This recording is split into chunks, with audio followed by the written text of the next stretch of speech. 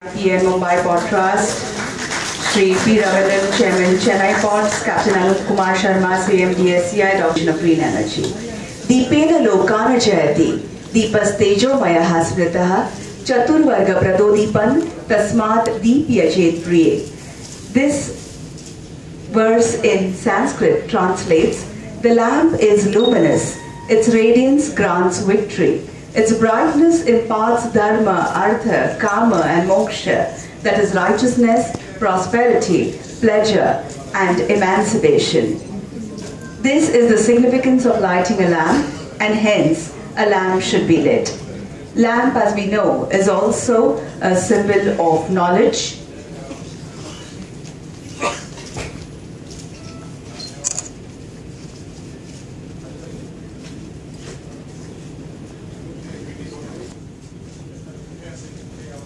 The lamp being lit, the function being in Gadkari ji. It was his birthday, his 60th birthday on the 27th of May. He has entered his 61st year. We wish him all the very best, all the success in the coming years. I also request Dr. Vidya Murkumbi to present a bouquet of flowers on the occasion of his birthday.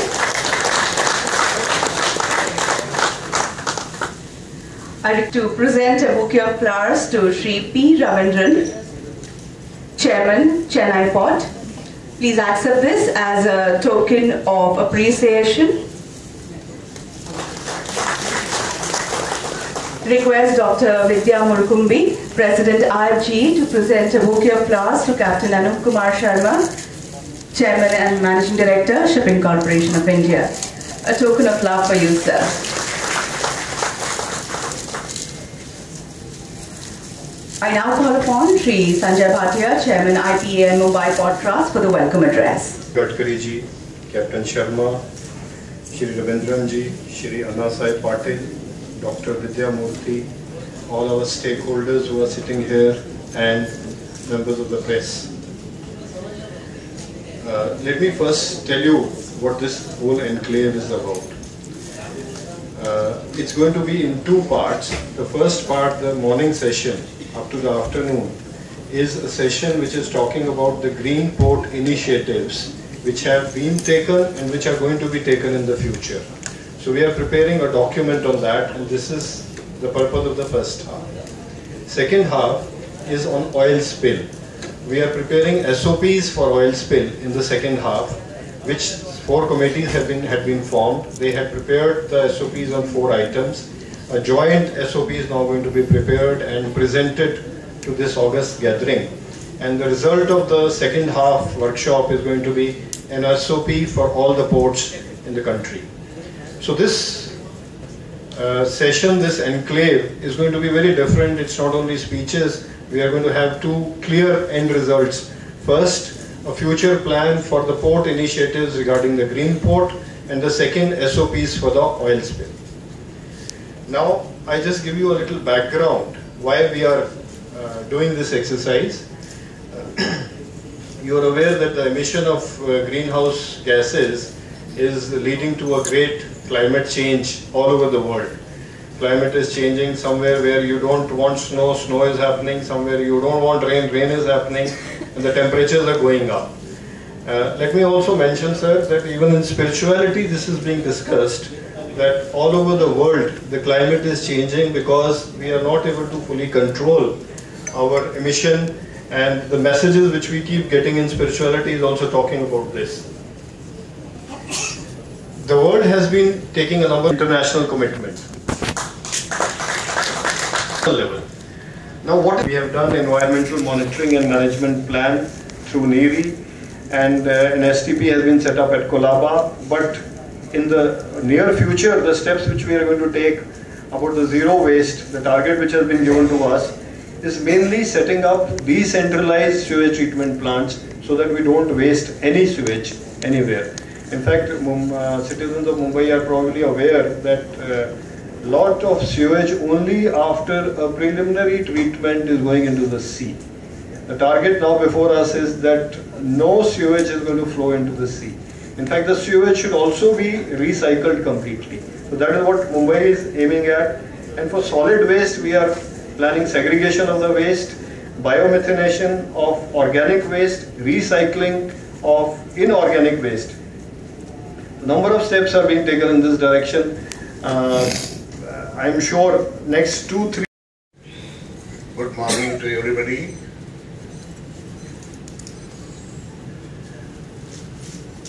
Honorable Nitin Ji Gadkari, Minister of Road Transport. You may be aware that the government of India has taken the initiation of this bow during 2000, when the NDA government was in power. That as Mr. Bhatia was explaining, what is the need of this energy to be adopted in the country? Basically, we are importing almost 80 to 85% of the crude oil from abroad and spending more than 5 lakh crores. In fact, it was much more, almost 7 lakh crores during when the crude oil price was more than $100. Now it has come down, and that's why that bill has come down, but still, compared to that, it is very high, and it affects to the government, it affects on the trade deficit of the country. I would say that in the field of trade deficit, import of crude oil is number one. Nitin Gadkari ji, Honorable Minister for Shipping and Road Transport, and all the dignitaries on the dais, dear colleagues and friends from the industry, a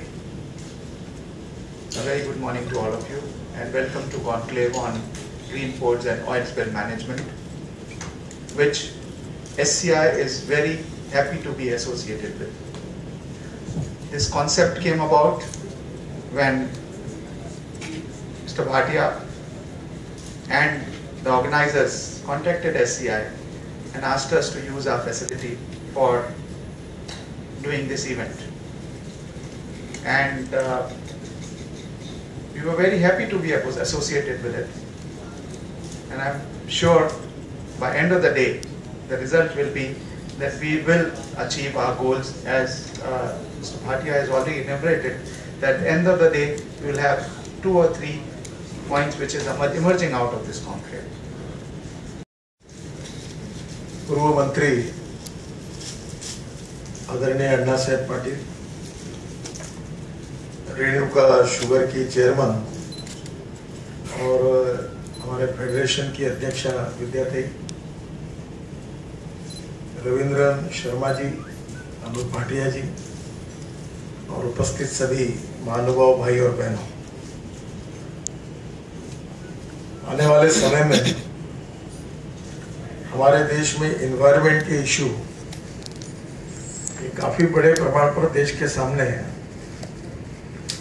विशेष रूप से जनता के स्वास्थ्य की बात करने वाले लोग इसको बहुत एग्रेसिवली उठा रहे हैं। दिल्ली में आपको पता है कि पोल्यूशन के कारण किस प्रकार की समस्याएं निर्माण हुई। Ethics, economy, ecology and environment, ये 3 इंपॉर्टेंट चीजें हैं जो हमारे देश के विकास के लिए बहुत आवश्यक है। इकोनॉमी तो बढ़ रही है और बढ़ती हुई इकोनॉमी के साथ स्वाभाविक रूप से इकोलॉजी एंड एनवायरनमेंट की इशू भी हमारे सामने बड़े प्रमाण पर आ रहे हैं। क्या होना चाहिए इसका मार्गदर्शन काफी लोग करते हैं, पर सबसे पहली बात यह है कि हम लोग मार्गदर्शन करने के बजाय हमारे साथ जिस क्षेत्र में हम काम कर रहे हैं उसमें उतना अच्छा काम करके दिखाएं। और इसलिए हमारे क्षेत्र में एनवायरनमेंट और इकोलॉजी के लिए हम क्या कंट्रीब्यूशन कर सकते हैं, ये हमारे पोर्ट के लिए आगे आने वाले समय में बहुत महत्वपूर्ण विजन है।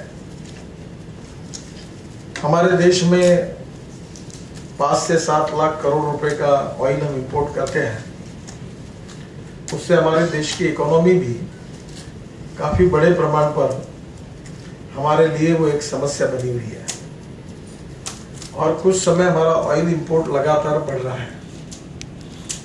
वर्ल्ड मार्केट में जो लोग हैं वो को भी प्रोडक्शन कम और ज्यादा करके हमारे जैसे डेवलप देश को एक्सप्लॉइट भी करते हैं। आज तक लोग ये समझते थे कि इसमें हम लोग आत्मनिर्भर हो सकते या नहीं हो सकते, तो बहुत से लोगों को इसका भाटिया जी को मैंने सुझाया था। मैं अभी कांडला में प्रधानमंत्री जी के साथ था। उस दिन मैंने अपने हवाई जहाज के पायलट को कहा कि इस डायरेक्शन में ये विंड मिल का एरिया वो मुझे देखना है, उसको राउंड लगा। तो मैंने ऊपर से पूरा देखा है। हमारे पास 1.5 लाख एकड़ जगह कांडला में है और कांडला में विंड भी है और सोलर दोनों भी हो सकता है, और वहां कुछ प्रमाण पर उन्होंने किया है। पर मैंने उनको कहा कि लैंड तो खाली पड़ी है, तो कांडला ये ऐसी जगह है कि जहां लैंड लगभग फ्री ऑफ चार्ज अवेलेबल है। You don't want to invest in land, और वहां सोलर और विंड का हाइब्रिड प्रोजेक्ट अगर डाला जाए तो सोलर की कॉस्ट अब ₹2.63 यूनिट आई है, और विंड की भी 5 करोड़ पर मेगावाट वो भी आई है, उससे कम हो गई। तो मुझे लगता है कि 3.5 से 4 रुपए यूनिट में बिजली मिलेगी। तो मैंने उनको सुझाया कि अपने 12 मेजर पोर्ट है वो, और जरूर ऑफर करिए कि हमारे पास 200 माइनर और प्राइवेट पोर्ट्स है उनको भी, और सब मिलकर अगर इक्विटी शेयर करके एक ही जगह पर अगर विंड और सोलर का हाइब्रिड प्रोजेक्ट डालते हैं 2000 मेगावाट का, और एनटीपीसी के साथ अगर पावर परचेस एग्रीमेंट करते हैं नेशनल ग्रिड के लिए, तो हमारा पावर का रेट पोर्ट में इसी से ही इस साल 5000 करोड़ रुपए फायदा होगा, और पावर अगर आधे रेट में मिलेगी तो मुझे लगता है 600-700 करोड़ रुपए तो पावर के कारण फायदा होगा। तो ये इतना आसान और सस्ता काम है, और इसलिए ये इसका अध्ययन करने के लिए कमेटी अपॉइंट हुई है।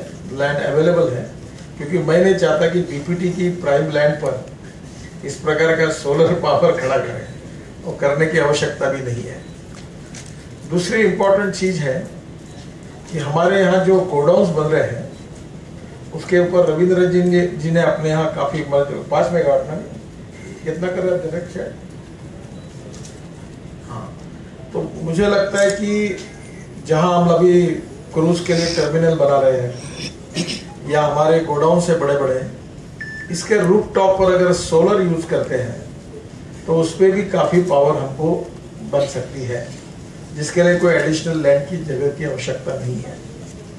तो ये दोनों करके हम काफी बड़े प्रमाण पर पावर जनरेट कर सकते हैं। सागरमाला में हम लोग 12 हमारे मेजर पोर्ट लेड डेवलपमेंट में काम कर रहे हैं, और अभी तक जो प्लान हुआ है जो हमारे कंसल्टेंट ने दिया है उसमें 14 इंडस्ट्रियल क्लस्टर्स हम बना रहे हैं, और 40 इंडस्ट्रियल क्लस्टर्स में पेट्रोलियम क्लस्टर है, उसमें केमिकल क्लस्टर है, फर्नीचर क्लस्टर है, अलग अलग प्रकार की ऑटोमोबाइल क्लस्टर है। और इस क्लस्टर में जैसे जेएनपीटी से लेकर सब जगह स्पेशल इकोनॉमिक जोन है, इनकी पावर कितनी लगेगी ये भी मुझे लगता है कि ये बहुत बड़े प्रमाण पर पावर रिक्वायरमेंट लगने वाली है। और ये पावर लगेगी अगर ये स्टेट गवर्नमेंट से लेंगे तो 9 रुपए 10 रुपए यूनिट है।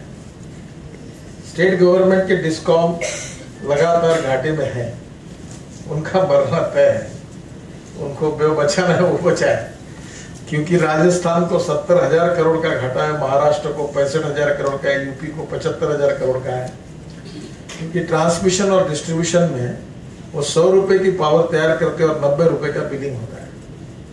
तो लॉसेस बढ़ते जा रहे हैं, वो अलग प्रॉब्लम है। उसको जब तक डिस्ट्रीब्यूशन इसमें ट्रांसपेरेंसी और अकाउंटेबिलिटी नहीं आती, और जब तक उसको प्राइवेटाइज शब्द ठीक नहीं है पर अकाउंटेबिलिटी के हिसाब से उसका डिस्ट्रीब्यूशन ठीक से नहीं होता, तब तक वो प्रॉब्लम कोई सॉल्व होने वाला नहीं है। ब्रह्मपुत्रा पर जोरों पर काम शुरू हो रहा है, और हमारे पेट्रोल और डीजल पर जो सेस लगता था उसमें से हमको जो पैसा रोड सेक्टर में मिलता था, मैंने कैबिनेट नोट हमने मूव की थी, और उसमें से कुछ पैसा जलमार्गों को मिलना चाहिए, ऐसा हमने कैबिनेट को दिया। रोड का कम किया, दोनों डिपार्टमेंट का मैं मंत्री था इसलिए वो संभव हुआ, और उसके कारण अब जलमार्ग के लिए हर साल 2000 करोड़ रुपए उपलब्ध हुए हैं। जैसे स्टेट रोड फंड होता है वैसे ये जलमार्ग का फंड है, तो 2000 करोड़ में हम 12000 करोड़ रुपए के जलमार्गों में इन्वेस्टमेंट कर सकते हैं तुरंत। और गंगा और ब्रह्मपुत्रा में काम तो जोरों में शुरू है। इसमें से बांग्लादेश के साथ हमने एग्रीमेंट साइन किया है। हम लोग वाराणसी से हल्दिया तक 1680 किलोमीटर जाएंगे और बाद में बंगाल की खाड़ी से ब्रह्मपुत्रा जाएंगे, और ब्रह्मपुत्रा से चितगांव के पास हम 250 करोड़ रुपए भारत सरकार खर्चा कर रही है ब्रह्मपुत्रा में ड्रेजिंग पर, और उसमें हम लोग 3 मीटर का ड्राफ्ट मेंटेन करेंगे, और उस ब्रह्मपुत्रा को आगे ले जाकर हम लोग बांग्लादेश से भी आगे नॉर्थ ईस्ट, और नॉर्थ ईस्ट से म्यांमार तक हमारी कनेक्टिविटी होगी। और इसलिए अब मुंबई का कोई भी मटेरियल है वो अगर नॉर्थ ईस्ट और बंगाल भेजना है या म्यांमार भेजना है या बांग्लादेश भेजना है, तो यहाँ से रेलवे से वाराणसी या साहिबगंज जाएंगे। साहिबगंज, वाराणसी और हल्दिया मल्टी मॉडल हब है, जहाँ जलमार्ग भी है, हाईवे भी है और रेलवे भी है, और वहाँ से डायरेक्ट हमारा एक्सपोर्ट इंपोर्ट बांग्लादेश से लेकर म्यांमार तक साउथ ईस्ट एशिया में जाएगा। और ये बात सच है जो आप सबको पता है कि रोड से जाने के अगर 1.5 रुपया खर्चा आता है और रेलवे से जाने के लिए 1 रुपया आता है, तो पानी से जाने के लिए केवल 20 पैसे आता है। तो इसके लिए मैडम अभी शुगर भी आप यहाँ से भेज सकते हैं। आप साहिबगंज में अगर आपने रिफाइनरी डाली तो आपकी शुगर डायरेक्ट नॉर्थ ईस्ट और आसाम में वहाँ से जा सकती है, वो कॉस्ट इफेक्टिव है। तो इसलिए अभी ये लगभग 4000 करोड़ का काम गंगा में शुरू हुआ है और 2018 के पहले वो खत्म हो जाएगा। अभी फराक्का की पावर प्रोजेक्ट जो है उसकी फ्लैश बांग्लादेश को एक्सपोर्ट हो रही है, और इसलिए इसमें बहुत बड़ा इकोनॉमिक पोटेंशियल है। अब इन 2 नदियों के साथ अंबा इन महाराष्ट्र, जुआरी और मांडवी इन गोवा, और बंकिंगहम कैनाल, और इसके साथ साथ हमारी जो उड़ीसा का ब्राह्मणी, हमारे चेयरमैन बैठे यहाँ, तो ये इसका काम इसी साल दिसंबर के पहले शुरू करने का किसी भी स्थिति में हमने तय किया है। और आज हमारे पास पैसा भी है, तो 12000 करोड़ रुपए हम दे सकते, पर मेरी कल्पना ये है कि इनलैंड वाटरवेज को हमने 5-7 बड़े प्रोजेक्ट दिए हैं, पर अब जो पोर्ट हमारे प्रॉफिट मिला रहे हैं उसमें वो प्रॉफिट इनकम टैक्स भरते हैं, और दूसरा भारत सरकार को ध्यान में आया कि पोर्ट प्रॉफिट कमा रहे तो फाइनेंस मिनिस्ट्री आपको पैसे मांग रही है। तो अगर LNG as a fuel use होता है तो शायद टिकट का रेट 40 से 45% कम हो जाएगा, और जो स्पीड देते हैं स्पीड भी बढ़ा सकेंगे उसके लिए, तो वाटर ट्रांसपोर्ट के लिए भी वो उपयोगी होगा। तो कम से कम जितने हमारे मेजर पोर्ट है इसमें एलएनजी बंकर की भी व्यवस्था होती है, तो हमको निश्चित रूप से इसमें फायदा होगा। ऑलरेडी हमने पेट्रोनेट के साथ एग्रीमेंट साइन किया है, और उनकी मदद से अगर ये बंकर बनेंगे तो फायदा होगा। और एक Indian automobile manufacturer, leading manufacturer को मैंने कहा कि आप ये ड्यूअल इंजन क्यों नहीं बनाते, और तो उन्होंने रोल्स रॉयस के साथ जॉइंट वेंचर साइन किया है, पूना का है, और उन्होंने साइन करने से हमारे शिपिंग को जो रोल्स रॉयस के बड़े बड़े इंजन हम यूज करते हैं वो ड्यूअल फ्यूल के जो है, जिसमें एलएनजी भी यूज कर सकते हैं और डीजल भी यूज कर सकते हैं, तो वो भी हमारे लिए फायदे का होगा। और कोचिन शिपयार्ड को मैंने कहा है कि आप इस जॉइंट वेंचर में जाइए, ताकि हमारे देश में शिप के इंजिन्स भी एलएनजी बेस होंगे, तो काफी कॉस्ट बचेगी और कंपैरेटिवली क्लीन फ्यूल होगा। और इसलिए हर जगह पर हम लोग ये pollution, air pollution, water pollution को कम कैसे करें, कॉस्ट इफेक्टिव मेथोडोलॉजी और सक्सेसफुल प्रैक्टिसेस कैसे लाएं, और तीसरी बात पर्यावरण के लिए हम कैसे कंट्रीब्यूट करें। मैं अनायास से आज मुंबई में हूँ, और मैं निश्चित रूप से आज मुख्यमंत्री से भी मेरी बात हुई, और भाटिया जी को मैंने कहा कि आज मैं जेएनपीटी में जा रहा हूँ, वहाँ हम 2000 करोड़ रुपए का ट्रेसिंग कर रहे हैं, और मटेरियल कहीं तो भी डालने वाले थे। तो मैंने भाटिया जी को प्रपोजल दिया, ये पूरा मटेरियल हम लोग ये बीपीटी के ओर से लगाकर करीब 250 हेक्टर लैंड हम लोग रिक्लेम करें, और मैंने उनको कहा कि कोई हम कमर्शियलाइजेशन नहीं करेंगे, कोई बिल्डिंग नहीं बनाएंगे, हम कम से कम 300-350 हेक्टेयर का ऐसा सुंदर गार्डन बनाएंगे जो वर्ल्ड प्राइड का होगा। मैं अभी सिंगापुर गया था, तो सिंगापुर में वो गार्डन मैंने देखा, तो मुझे प्रधानमंत्री से भी मिला और मंत्रियों से मिला और मैंने कहा कि ये ऐसा गार्डन हम बनाना चाहते हैं। 5,000 करोड़ रुपए का गार्डन था और ये बिल्डिंग से 100 गुना बड़ा ग्लास का डोम था और उसके अंदर में पेड़ बगीचे, इतना सुंदर गार्डन था कि $500 का टिकट लेके गार्डन में लोग जाते हैं। तो ऐसा गार्डन मुंबई में ऑक्सीजन लेने के लिए मुंबई के लोगों को मिले, जो 300 हेक्टेयर का और जहां लाखों पेड़ लगे हैं, लैंडस्केपिंग किया है, और ऐसा गार्डन अगर बनेगा तो मुंबई के लिए लोगों को शुद्ध हवा, ऑक्सीजन देने के लिए बहुत बड़ी जगह मिल सकती है। और इसलिए इन्वायरमेंट के लिए मैंने भाटिया जी को कहा था प्रपोजल तैयार करिए, ताकि JNPT का फुकट में सब रिक्लेमेशन होगा और 1 फीट जमीन हम कोई बिल्डर डेवलपर को तो देना ही नहीं है। वो तो मैंने पहले ही बता दिया, no involvement of any builder developer in BPT development, वो कोई लेना ही नहीं कोई। और ये जगह अगर हम डेवलप करेंगे तो हम इसका पूरा गार्डन बनाएंगे, इसमें कोई कमर्शियल डेवलपमेंट नहीं करेंगे। ये कमिटमेंट के साथ ही हम इन्वायरमेंट से परमिशन मांगेंगे और ये गार्डन ये मुंबई के लिए एक बहुत बड़ा ऑक्सीजन देने वाला सेंटर होगा और यहाँ के पोल्यूशन को निश्चित रूप से उसका कारण काफ़ी सुधार होगा। ऐसी अनेक इनिशिएटिव है और जो लेने के लिए हम लोग हमारी मिनिस्ट्री की ओर से प्रयास कर रहे हैं, और जब इनिशिएटिव हम लेंगे और जब हम उसको एग्जीक्यूट करेंगे तो फिर बाकी लोगों पर डंडा लगाना आसान होगा। नहीं तो लोग कहेंगे आपके यहाँ नहीं हुआ तो हमें क्यों कह रहे हैं। और इसलिए आने वाले समय में इन सब योजनाओं के बारे में महाराष्ट्र के मुख्यमंत्री से भी चर्चा हुई है, उनका पूरा सपोर्ट है। वो भी चाहते हैं कि मुंबई में ये सब डेवलप हो। वाटर ट्रांसपोर्ट ये मुंबई की बड़ी कहानी है। मैं जब मंत्री था महाराष्ट्र में तो 96-97 में MSRDC में वाटर ट्रांसपोर्ट का टेंडर मैंने निकाला था। फिर एक नितिन जोशी करके कोई कंपनी में उनको मिला था। अब अभी 97 से अभी कितने साल हो गए? हाँ, 20 साल में कोई गाड़ी आगे नहीं गई, ना वाटर ट्रांसपोर्ट दिखता ना कुछ दिखता। और अभी एक बस आई है, उसकी भी कहानी है। और मुझे बड़ा दुख और दर्द है कि इस प्रकार के निकम्मे लोग व्यवस्था में कितनी तकलीफ देते हैं। वो बस खरीदी की, वो MBBS बस है वो पानी पे भी चलती है, रोड पे भी चलती है। तो पहले कस्टम वालों ने उसको बोला कि ये बस है तो 240% ड्यूटी लगाई।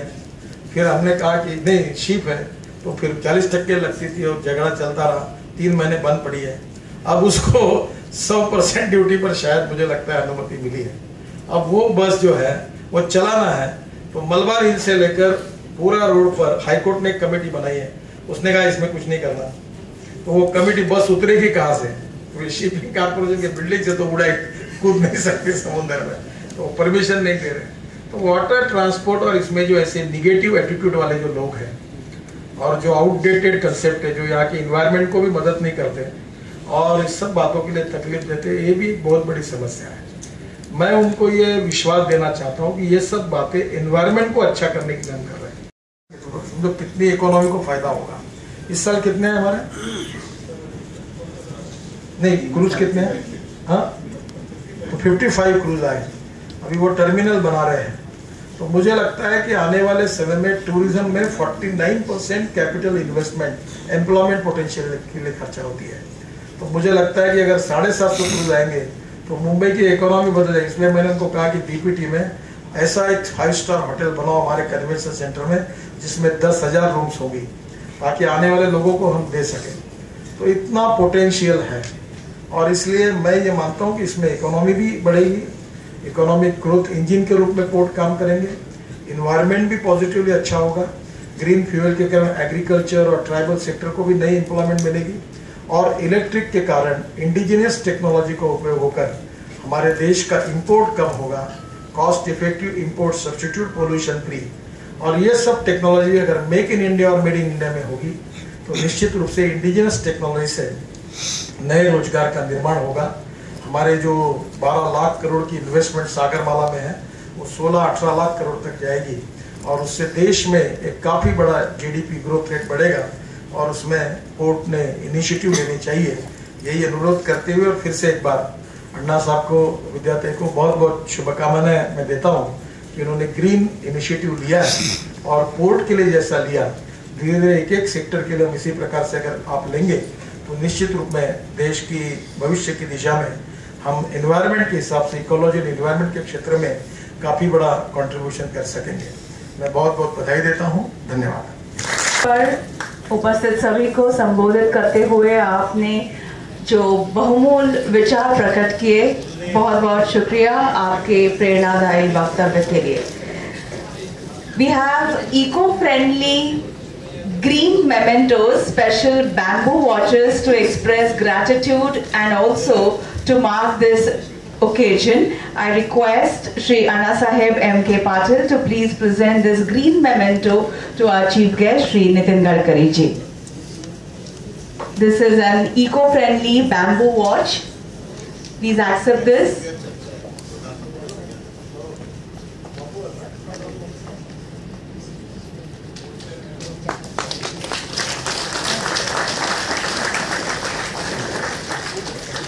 I request Shri Patil to also present this green memento to Shri Sanjay Bhatia, Chairperson IPA and MBBTA.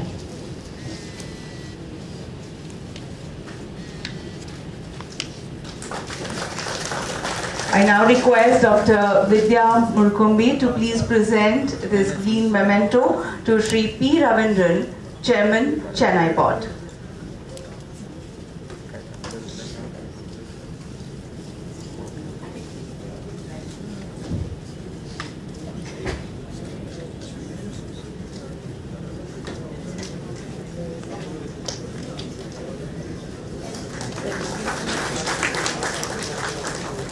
Request Dr. Murkumbi once again to present this memento to Captain Anup Kumar Sharma, Chairman and Managing Director, Shipping Corporation of India.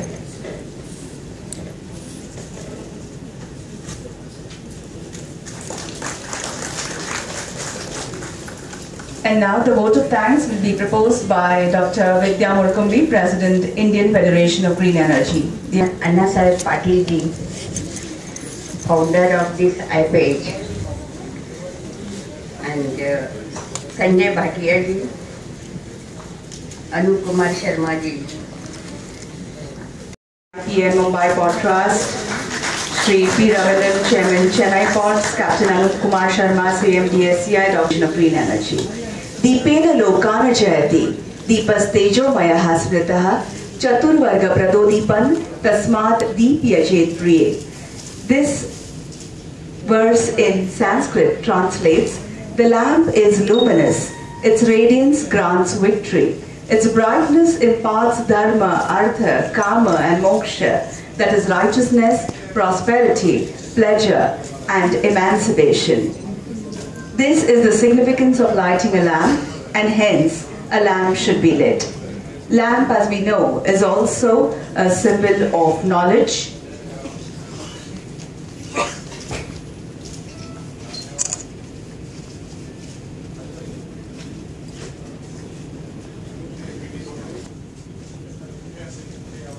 The lamp being lit, the function being in Gadkari ji. It was his birthday, his 60th birthday on the 27th of May. He has entered his 61st year. We wish him all the very best, all the success in the coming years. I also request Dr. Vidya Murkumbi to present a bouquet of flowers on the occasion of his birthday.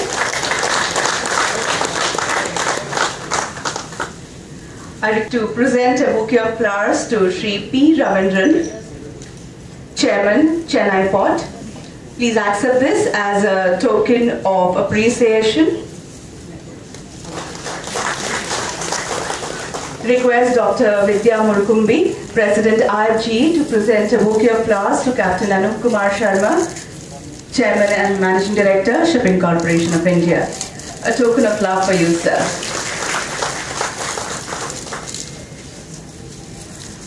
I now call upon Shri Sanjay Bhatia, Chairman IPA and Mumbai Port Trust, for the welcome address. Gadkari ji, Captain Sharma, Shri Ravindran ji, Shri Anna Sahib Patil, Dr. Vidya Murthy, all our stakeholders who are sitting here and members of the press. Let me first tell you what this whole enclave is about. It's going to be in two parts. The first part, the morning session, up to the afternoon, is a session which is talking about the green port initiatives which have been taken and which are going to be taken in the future. So we are preparing a document on that, and this is the purpose of the first half. Second half is on oil spill. We are preparing SOPs for oil spill in the second half, which 4 committees had been formed. They had prepared the SOPs on 4 items. A joint SOP is now going to be prepared and presented to this August gathering. And the result of the second half workshop is going to be an SOP for all the ports in the country. So this session, this enclave, is going to be very different. It's not only speeches. We are going to have 2 clear end results. First, a future plan for the port initiatives regarding the green port, and the second, SOPs for the oil spill. Now, I just give you a little background why we are doing this exercise. You are aware that the emission of greenhouse gases is leading to a great climate change all over the world. Climate is changing. Somewhere where you don't want snow, snow is happening. Somewhere you don't want rain, rain is happening. And the temperatures are going up.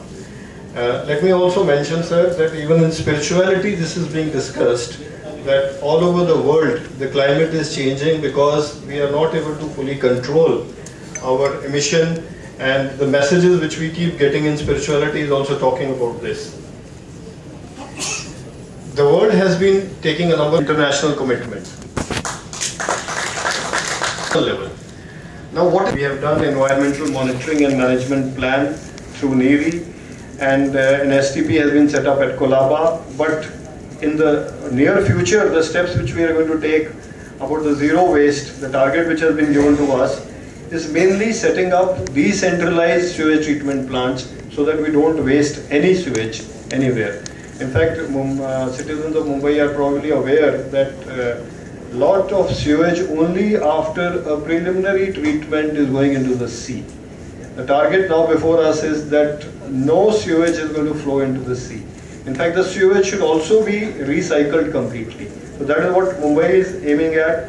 And for solid waste, we are planning segregation of the waste, biomethanation of organic waste, recycling of inorganic waste. A number of steps are being taken in this direction. I am sure next 2-3. Good morning to everybody.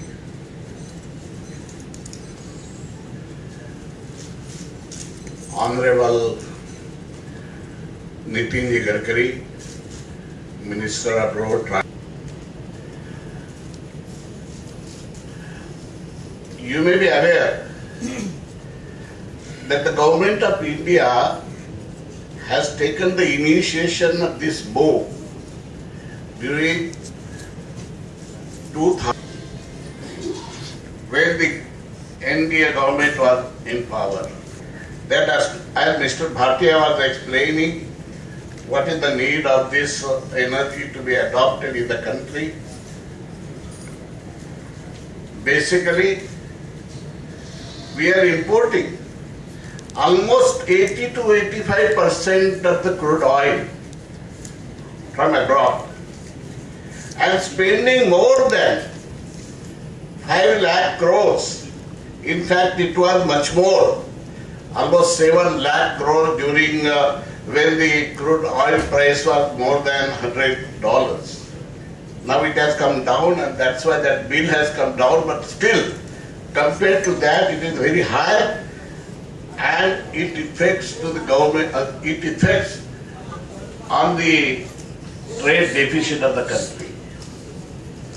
I would say that in the field of trade deficit, import of crude oil is number 1. Nitin Gadkari ji, Honorable Minister for Shipping and Road Transport, and all the dignitaries on the dais, dear colleagues and friends from the industry, a very good morning to all of you, and welcome to Conclave on Green Ports and Oil Spill Management, which SCI is very happy to be associated with. This concept came about when Mr. Bhatia and the organizers contacted SCI and asked us to use our facility for doing this event. And we were very happy to be associated with it. And I'm sure by end of the day, the result will be that we will achieve our goals, as Mr. Bhatia has already enumerated, that at the end of the day, we will have 2 or 3 points which is emerging out of this conclave. पूर्व मंत्री आदरणीय अन्ना साहेब Patil, Renuka sugar की chairman और हमारे federation की अध्यक्षा विद्यार्थी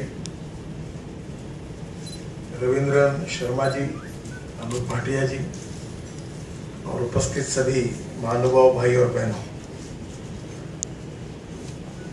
आने वाले समय में हमारे देश में एनवायरनमेंट के इशू ये काफी बड़े प्रमाण पर देश के सामने है।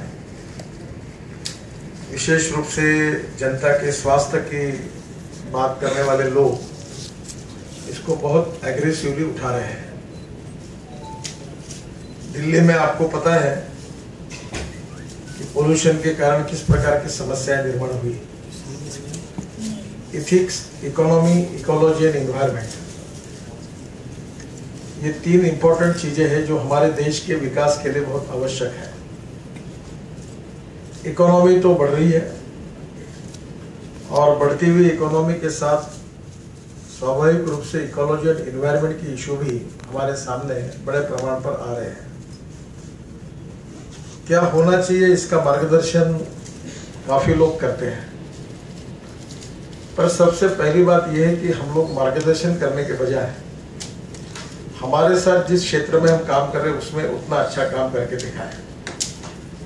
और इसलिए हमारे क्षेत्र में एनवायरनमेंट और इकोलॉजी के लिए हम क्या कंट्रीब्यूशन कर सकते हैं, ये हमारे पोर्ट के लिए आगे आने वाले समय में बहुत महत्वपूर्ण विजन है। हमारे देश में 5 से 7 लाख करोड़ रुपए का ऑयल हम इंपोर्ट करते हैं, उससे हमारे देश की इकोनॉमी भी काफी बड़े प्रमाण पर हमारे लिए वो एक समस्या बनी हुई है। और कुछ समय हमारा ऑयल इंपोर्ट लगातार बढ़ रहा है। वर्ल्ड मार्केट में जो लोग हैं वो को भी प्रोडक्शन कम और ज्यादा करके हमारे जैसे डेवलप देश को एक्सप्लॉइट भी करते हैं। आज तक लोग ये समझते थे कि इसमें हम लोग आत्मनिर्भर हो सकते या नहीं हो सकते, तो बहुत से लोगों को इसका भाटिया जी को मैंने सुझाया था। मैं अभी कांडला में प्रधानमंत्री जी के साथ था। उस दिन मैंने अपने हवाई जहाज के पायलट को कहा कि इस डायरेक्शन में ये विंड मिल का एरिया वो मुझे देखना है, उसको राउंड लगा। तो मैंने ऊपर से पूरा देखा है। हमारे पास 1.5 लाख एकड़ जगह कांडला में है और कांडला में विंड भी है और सोलर दोनों भी हो सकता है।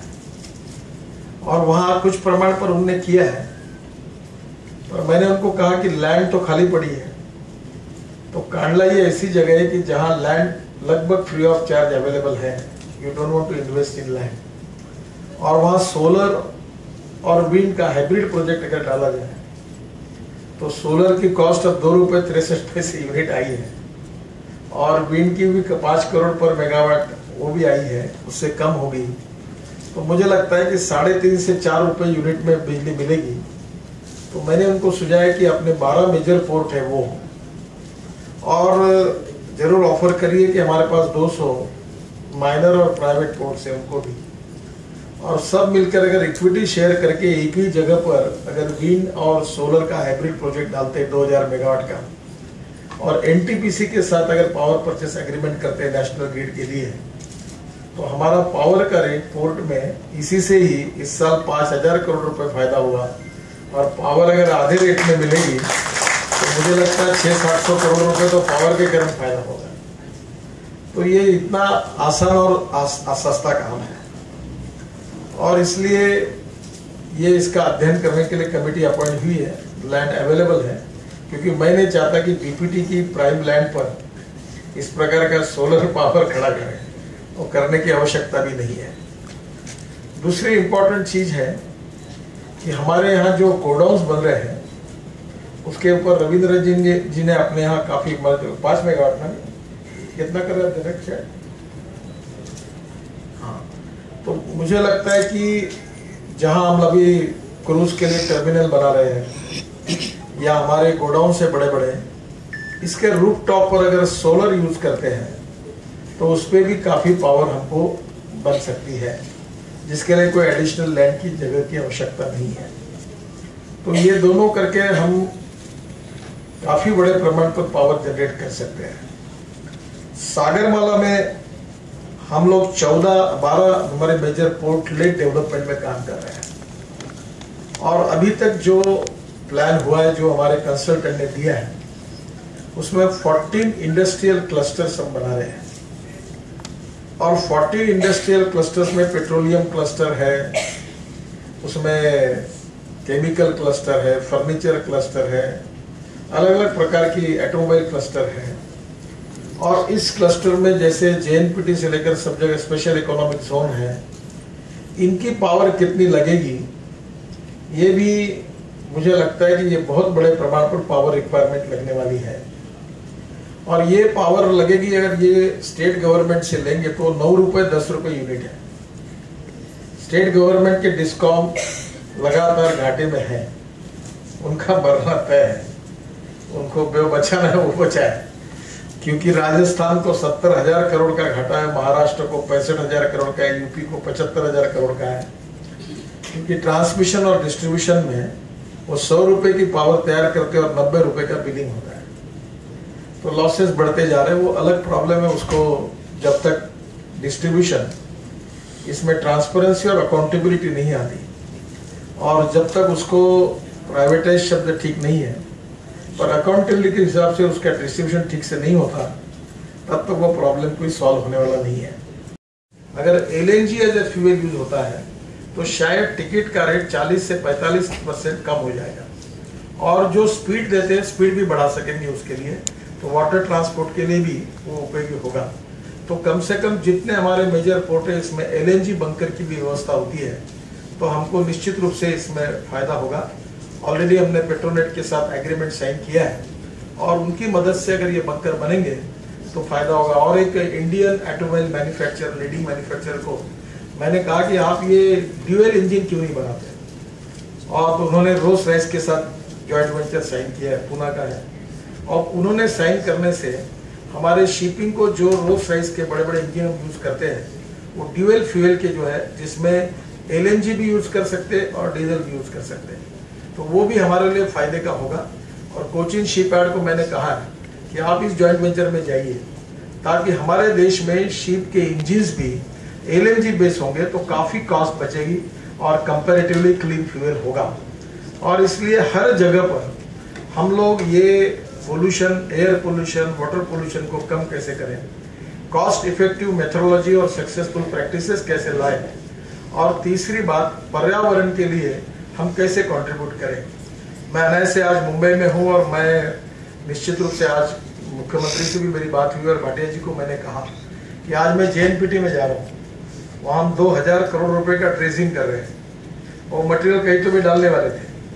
तो मैंने भाटिया जी को प्रपोजल दिया, ये पूरा मटेरियल हम लोग ये BPT के ओर से लगाकर करीब 250 हेक्टेयर लैंड हम लोग रिक्लेम करें। और मैंने उनको कहा कि कोई हम कमर्शियलाइजेशन नहीं करेंगे, कोई बिल्डिंग नहीं बनाएंगे, हम कम से कम 300-350 हेक्टेयर का ऐसा सुंदर गार्डन बनाएंगे जो वर्ल्ड प्राइड का होगा।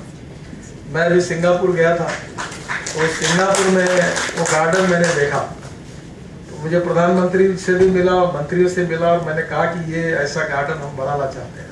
5000 करोड़ रुपए का गार्डन था और ये बिल्डिंग से 100 गुना बड़ा ग्लास का डोम था और उसके अंदर में पेड़ बगीचे, इतना सुंदर गार्डन था कि $500 का टिकट लेके गार्डन में लोग जाते हैं। तो ऐसा गार्डन मुंबई में ऑक्सीजन लेने के लिए मुंबई के लोगों को मिले, जो 300 हेक्टेयर का और जहां लाखों पेड़ लगे हैं, लैंडस्केपिंग किया है, और ऐसा गार्डन अगर बनेगा तो मुंबई के लिए लोगों को शुद्ध हवा, ऑक्सीजन लेने के लिए बहुत बड़ी जगह मिल सकती है। और इसलिए इन्वायरमेंट के लिए मैंने भाटिया जी को कहा था प्रपोजल तैयार करिए ताकि JNPT का फुकट में सब रिक्लेमेशन होगा और 1 फीट जमीन हम कोई बिल्डर डेवलपर को तो देना ही नहीं है, वो तो मैंने पहले ही बता दिया। No involvement of any builder developer in BPT development, वो कोई लेना ही नहीं कोई। और ये जगह अगर हम डेवलप करेंगे तो हम इसका पूरा गार्डन बनाएंगे, इसमें कोई कमर्शियल डेवलपमेंट नहीं करेंगे। ये कमिटमेंट के साथ ही हम एनवायरनमेंट से परमिशन मांगेंगे। और ये गार्डन ये मुंबई के लिए एक बहुत बड़ा ऑक्सीजन देने वाला सेंटर होगा और यहाँ के पोल्यूशन को निश्चित रूप से उसका कारण काफ़ी सुधार होगा। ऐसी अनेक इनिशिएटिव है और जो लेने के लिए हम लोग हमारी मिनिस्ट्री की ओर से प्रयास कर रहे हैं। और जब इनिशिएटिव हम लेंगे और जब हम उसको एग्जीक्यूट करेंगे तो फिर बाकी लोगों पर डंडा लगाना आसान होगा। नहीं तो लोग कहेंगे आपके यहाँ नहीं हुआ तो हमें क्यों कह रहे हैं। और इसलिए आने वाले समय में इन सब योजनाओं के बारे में महाराष्ट्र के मुख्यमंत्री से भी चर्चा हुई है, उनका पूरा सपोर्ट है। वो भी चाहते हैं कि मुंबई में ये सब डेवलप हो।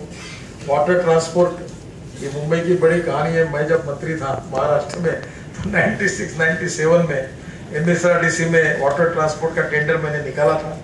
फिर एक नितिन जोशी करके कोई कंपनी में उनको मिला था।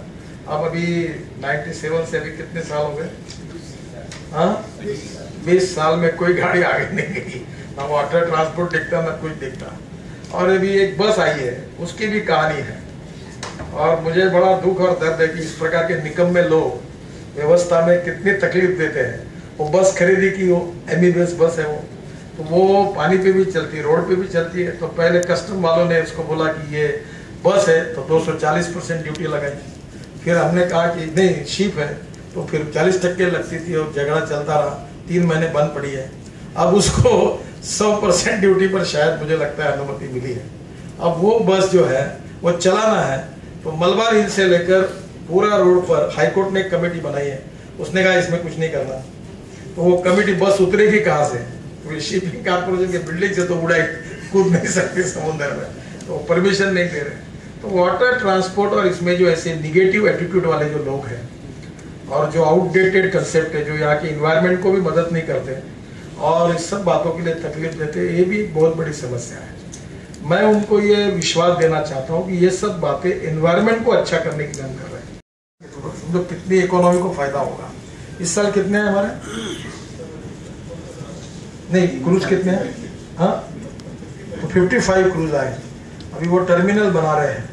तो मुझे लगता है कि आने वाले समय में टूरिज्म में 49% कैपिटल इन्वेस्टमेंट एम्प्लॉयमेंट पोटेंशियल के लिए खर्चा होती है। तो मुझे लगता है कि अगर 750 क्रूज आएंगे तो मुंबई की इकोनॉमी बदल जाएगी। इसलिए मैंने उनको कहा कि बीपीटी में ऐसा एक 5 स्टार होटल बनाओ हमारे कन्वेंशन सेंटर में, जिसमें 10,000 रूम्स होगी, ताकि आने वाले लोगों को हम दे सकें। तो इतना पोटेंशियल है और इसलिए मैं ये मानता हूँ कि इसमें इकोनॉमी भी बढ़ेगी, इकोनॉमिक ग्रोथ इंजन के रूप में पोर्ट काम करेंगे, इन्वायरमेंट भी पॉजिटिवली अच्छा होगा, ग्रीन फ्यूल के कारण एग्रीकल्चर और ट्राइबल सेक्टर को भी नई एम्प्लॉयमेंट मिलेगी और इलेक्ट्रिक के कारण इंडिजिनियस टेक्नोलॉजी का उपयोग होकर हमारे देश का इंपोर्ट कम होगा, cost effective import, substitute, pollution free.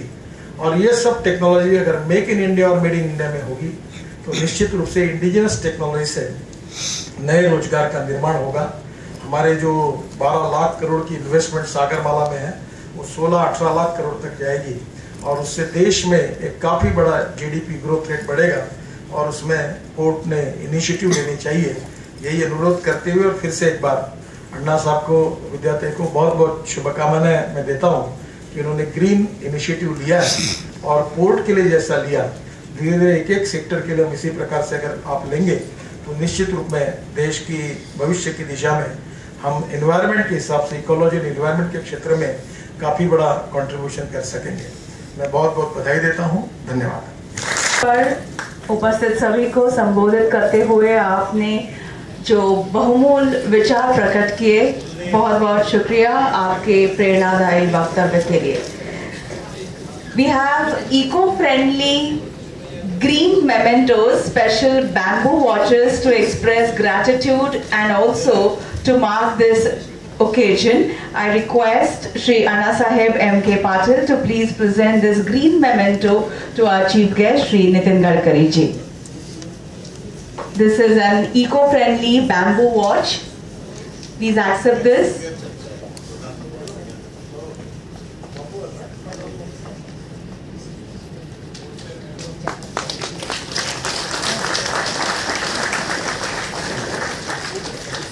I request Shri Patil to also present this green memento to Shri Sanjay Bhatia, Chairperson IPA and MBBTA.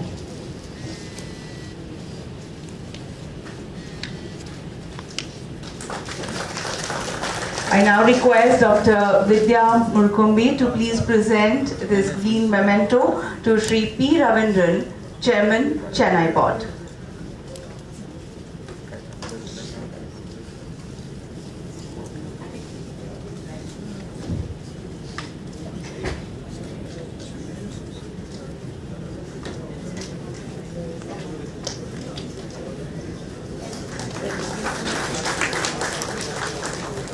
Request Dr. Murkumbi once again to present this memento to Captain Anup Kumar Sharma, Chairman and Managing Director, Shipping Corporation of India.